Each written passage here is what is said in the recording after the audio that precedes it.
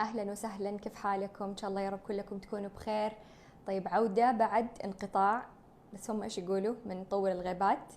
اليوم إن شاء الله حسوي معاكم وصفة مرة سهلة وسريعة ولذيذة زي كل الوصفات اللي أسويها معاكم، وكمان تنفع للعودة للمدارس، بما إنه إحنا لسه في هذه الأجواء. تنفع في اللانش بوكس مرة، أو كمان حتى كفطور. حنسوي كوكيز بالشوفان والتوت البري، مرة لذيذة وسويتها معاكم قبل كده زمان، بس قلت نرجع نسويها مرة تانية لأنه من جد تستاهل.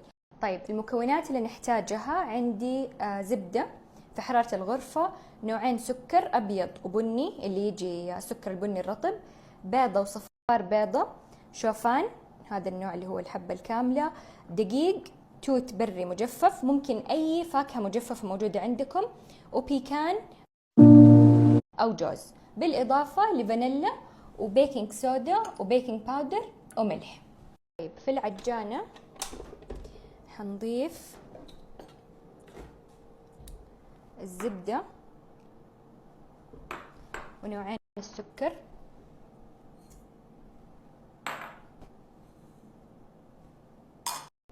وحنستخدم هذه الاتاتشمنت اللي عادة تكون على شكل حرف كي في العجانات، وحنخلط إلين يصير القوام كريمي. بسم الله.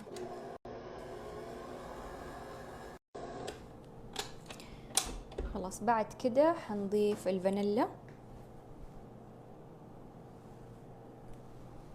والبيض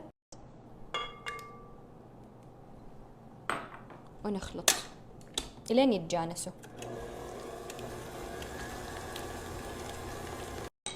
طيب، وهنا حنخلط الدقيق والشوفان، يعني المكونات الجافة مع بعض،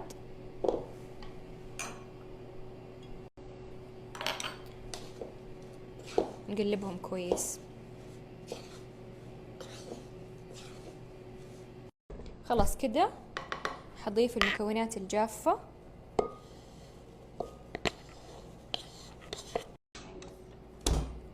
ونخلط بس إلين يختفي الدقيق.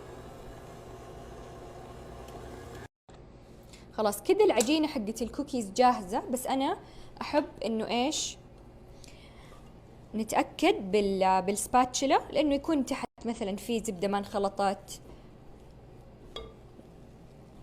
كان نتأكد إنه إيش العجينة كلها مخلوطة كويس. آخر شي حنضيف التوت البري.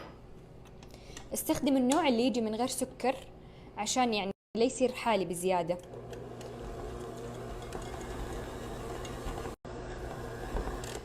خلاص كده جاهزة. طيب، باستخدام الايس كريم سكوب ناخذ من العجينة حقت الكوكيز، او عادي تقسموها بيدكم، بس كده اسهل، ونوزع في صينية. بس حطيت عليها ورق خبز، بس كده بيدي زبطت الشكل يعني عشان ابغاهم يصيروا زي بعض. وعندي هنا الجوز هحطه كده بهذه الطريقة، اضغط عليه شوية. والفرن مسخن عندي على 375 فهرنهايت او 190 درجة مئوية. خلاص حخبزهم واوريكم شكلهم ان شاء الله لما يخلص. 10 دقايق بس. لو توصلكم الريحة، يعني لسه ترى ما خلص، بس الريحة مو طبيعية. دوبي خرجت الصينية من الفرن، ما أحكيكم على الريحة قد إيش رهيبة. طبعا نخبز الكوكيز دائما 10 دقايق في الفرن، و10 دقايق نطلعه برا الفرن نخليه يرتاح، زي ما قلت لكم 10 دقايق إضافية عشان يتماسك. وبعدين أوريكم القوام كيف خرافي من جوا ومقرمش من برا. طيب خلاص كده الكوكيز بعد ما برد وتماسك شوية، طبعا لسه دافي، بس أبغى أوريكم كيف من جوا. شوفوا كيف، والأطراف مقرمشة،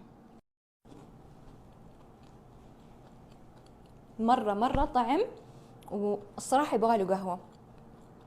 تعرفوا هذا الكوكيز اللي تاكلوه من غير كذا ما تحسوا بتأنيب الضمير، لأنه فيه شوفان وحلاوته، يعني ما هو حالي كتير، وينفع فطور في الصباح. ممكن تسووا كمان الحجم يكون اصغر لو حبيتوه لللانش بوكس، يعني احس هذا شويه اكبر، يعني ممكن يكون اصغر تحطوا حبتين.